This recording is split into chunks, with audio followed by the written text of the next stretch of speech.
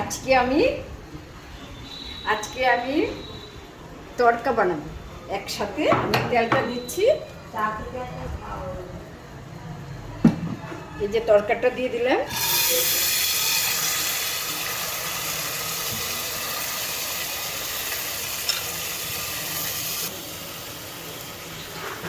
এই যে ক্যাপসিকাম, ধনে পাতা আর হচ্ছে কারি পাতা, টমেটো, পেঁয়াজ, রসুন, একটু মশলা একসঙ্গে আমি দিয়ে দিচ্ছি।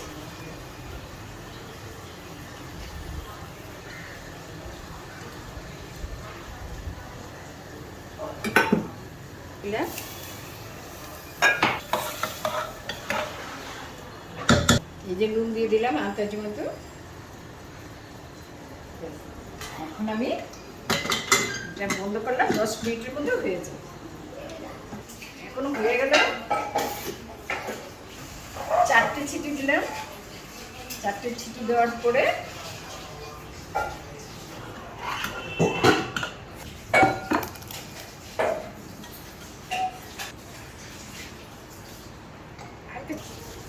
এই যে হয়ে গেল তড়কা। আসুন আপনারা খাবেন।